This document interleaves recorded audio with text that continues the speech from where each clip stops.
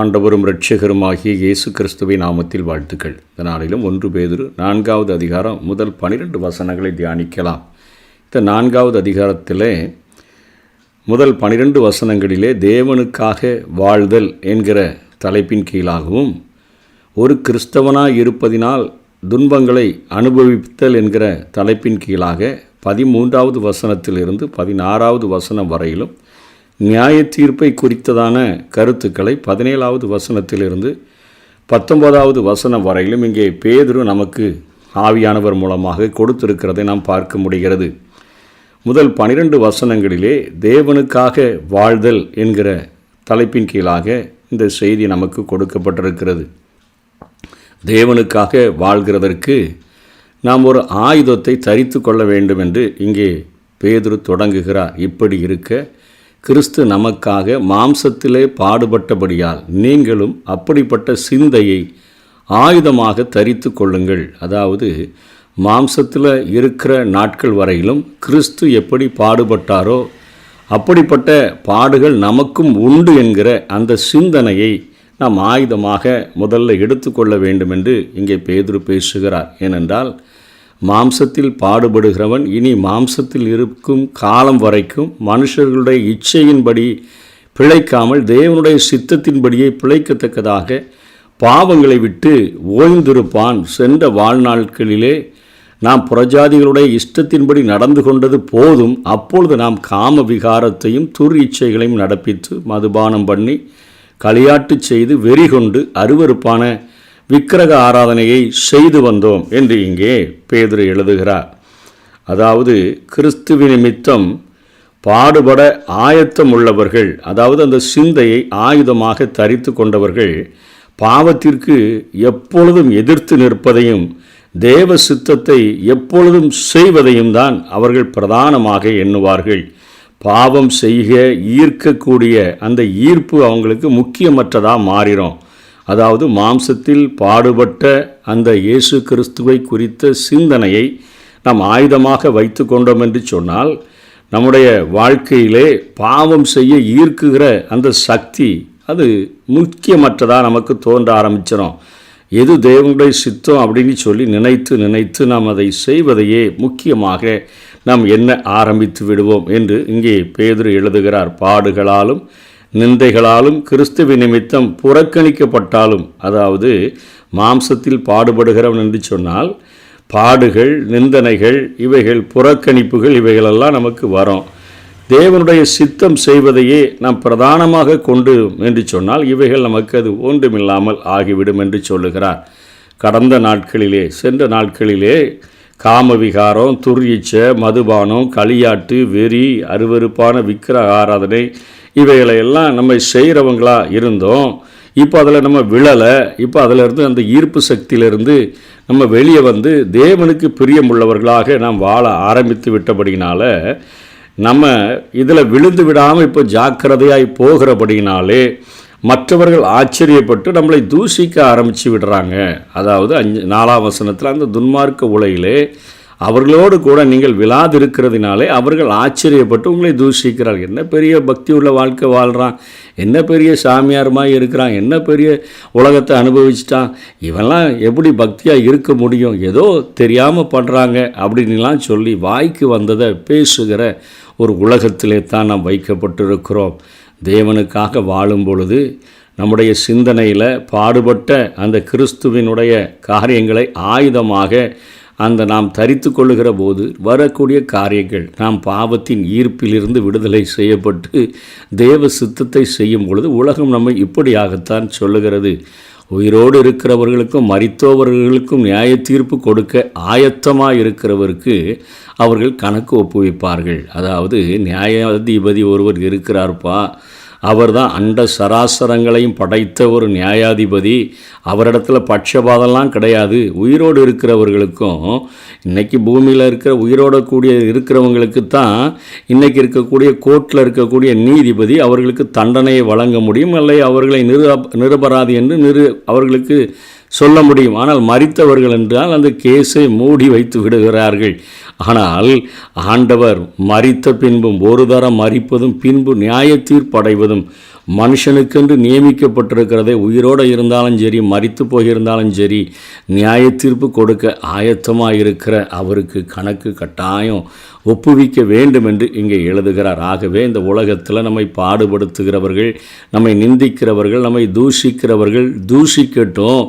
அவர்கள் நம்ம எதை செய்யட்டான்னு சொல்லிட்டு போட்டு, ஆனால் நம்ம ஜாக்கிரதை உள்ளவர்களாக தேவனுக்காக நாம் வாழ வேண்டும் என்று இங்கே பேதுரு நமக்கு கற்றுக் கொடுக்கிறார். இதற்காக மரித்தோரானவர்கள் மனுஷர் முன்பாக மாம்சத்திலே ஆக்கினைக்குட்பட்டவர்களாய் இருந்து தேவன் முன்பாக ஆவியிலே பிழைக்கும்படியாக அவர்களுக்கும் சுவிசேஷம் அறிவிக்கப்பட்டது.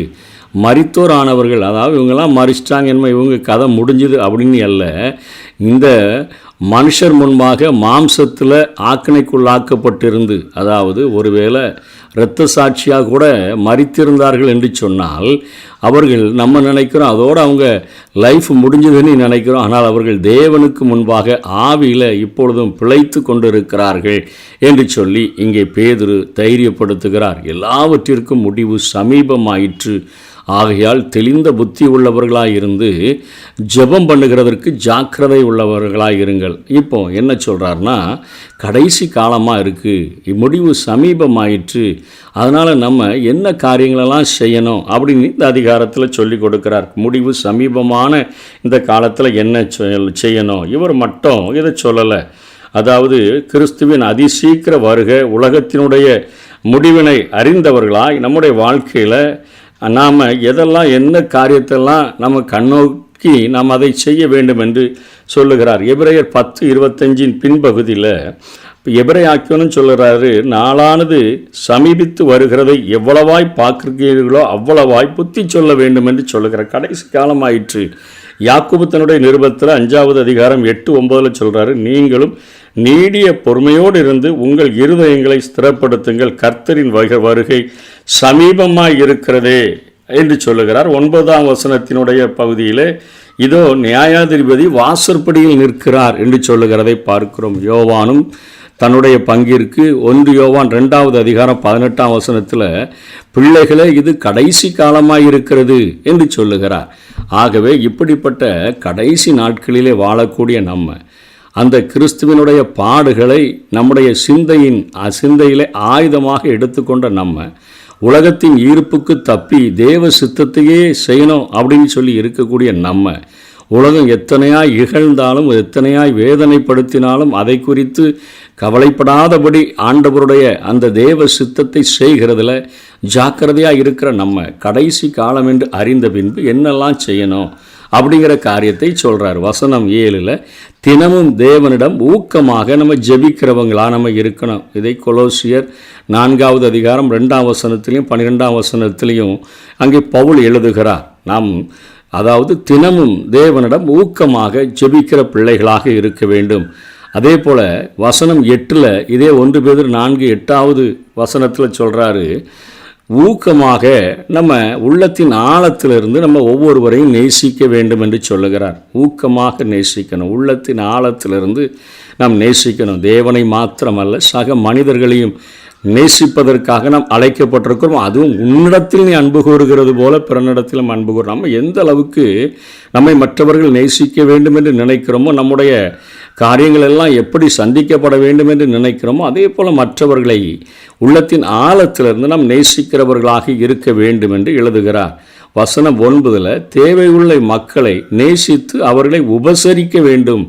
அதாவது முறுமுறுப்பு இல்லாமல் அவர்களுடைய தேவைகளை சந்திக்க வேண்டும். உபசரிப்பு கட்டாயம் நமக்கு வேண்டும். ஜெபிக்க வேண்டும், ஆழமாக அன்பு கூற வேண்டும், தேவைகளை அறிந்து அவர்களை உபசரிக்க வேண்டும். 4வதாக ஆவியானவரால் நமக்கு அருளப்படும் வரங்களை பயன்படுத்தி மற்றவர்களுக்கு ஊழியம் செய்ய வேண்டும். நமக்கு கொடுக்கப்பட்ட வரங்கள் நாமே ஆடி நாமே முடித்து நாமே நம்முடைய வாழ்க்கையை முடிப்பதற்கல்ல. நமக்கு வரங்கள் கொடுக்கப்பட்டிருக்கிற காரியமே நம்ம வசனம் 10 சொல்கிறாரு, மற்றவர்களுக்காக ஊழியம் செய்ய வேண்டும் என்று சொல்லுகிறார். அதே வசனத்தில் ஆவியின் வல்லமையினால் கிறிஸ்துவுக்கு ஊழியம் செய்து 11ஆம் வசனத்தில் அவருக்காக சாட்சியாக இருக்க வேண்டும் என்று சொல்லுகிறார். அதே 11வது வசனத்தில் தேவனை துதிக்கிறவர்களாக நாம் காணப்பட வேண்டும். ஒருவன் போதித்தால் தேவனுடைய வாக்கியங்களின்படி போதிக்க கடவன். ஒருவன் உதவி செய்தால் தேவன் தந்தருளும் பலத்தின்படி உதவி செய்ய கடவன். எல்லாவற்றிலேயும் இயேசு கிறிஸ்து மூலமாய் தேவன் மகிமைப்படும்படியே செய்வீர்களாக. அவருக்கே மகிமையும் வல்லமையும் சதா காலங்களிலும் உண்டாயிருப்பதாக. ஆமேன். தேவனை துதிக்கிற ஒரு வாழ்க்கை இருக்கணும். தேவனை ஆராதிக்கிற ஒரு வாழ்க்கை நமக்கு இருக்கணும். 7வதாக உபத்திரவத்திலும் கிறிஸ்துவுக்கு உண்மையாக இருக்க வேண்டும் என்று தான் 12லிருந்து 19 வரையிலும் அவர் சொல்லுகிறார். இதை நாளைய தினத்தில் நாம் தியானிக்கலாம். உபத்திரவத்திலும் கிறிஸ்துவுக்கு உண்மையாக இருக்கணும். உங்களை சோதிக்கும்படி உங்கள் நடுவில் பற்றி எறுகிற அக்கினியை குறித்து ஏதோ புதுமை என்று திகையாமல் கிறிஸ்துவின் மகிமை வெளிப்படும் பொழுது நீங்களும் கலிகூர்ந்து மகிழும்படியாக அவருடைய பாடுகளுக்கு நீங்கள் பங்காளிகளானதினால் சந்தோஷப்படுங்கள். கிறிஸ்தவ வாழ்க்கையில் ஒரு பகுதி ஆண்டவருக்கென்று நாம் மகிமையான காரியங்களை செய்கிற காரியங்கள் நடக்கிறது. இன்னொரு பகுதியில் நாம் இந்த உலகத்தில் இருக்கிறபடினால் கிறிஸ்து மாம்சத்தில் பாடுபட்டது போல நாமும் அநேக பாடுகளை சந்திக்க வேண்டியதாக இருக்கிறது. பாடுகள் கிறிஸ்தவ வாழ்க்கையினுடைய ஒரு பகுதியாகவே காணப்படுகிறது. ஆகவே நம்ம பற்றி எரிகிற அக்கினியை குறித்து ஏதோ புதுமைன்னு நினைக்கக்கூடாது.